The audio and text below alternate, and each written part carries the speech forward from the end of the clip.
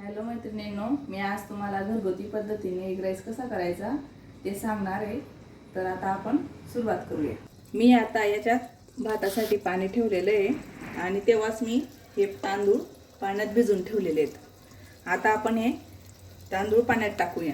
पाण्यात थोडंसं मीठ आणि तेल घातलेलं आहे। मी आता कुकर बंद करते, 2 शिट्ट्या आपण भाताच्या काढून घेऊया। तोपर्यंत आपण जे साहित्य लागणार आहे ते पाहूया। तर 1 चमचा चटणी, अर्धा चमचा हळद, थोडंसं मीठ, मिरेपूड घेतली आहे, तेजपान घेतले, जिरे मोहरी घेतली आहे आणि याच्यात आलं लसूणची पेस्ट आणि 3 अंडे घेतलेत,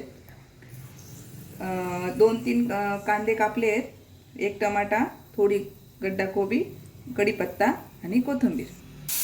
आता कुकर झालेला आहे भाताचा, आपण आता त्याची वाफ काढून घेऊया। भात झालेला आहे, आता आपण थंड करायसाठी एका भांड्यात तो भात काढून घेऊया। आता आपण राईसला फोडणी देऊया।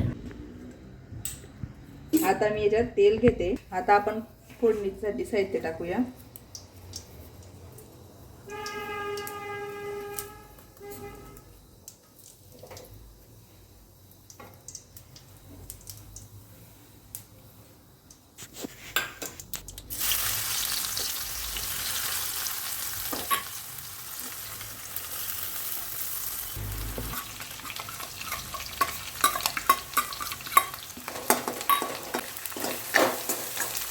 थोडा वेळ कांद्याला वाफ येऊ दे।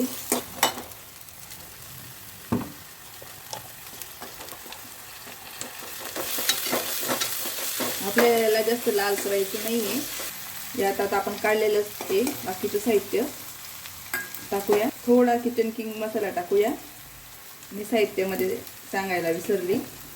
यात आता आपण अंडी टाकूया।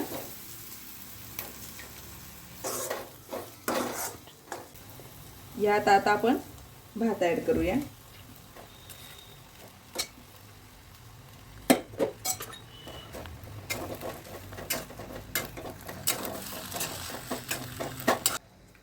यात कोथिंबीर टाकलेली। आता यात तुम्हाला हवं असेल, थोडं तिखट आवडत असेल तर तुम्ही मिरचीचे तुकडे टाकू शकता आणि नाहीतर मग तुम्हाला आवडत असेल शेजवान चटणी पण टाकू शकता।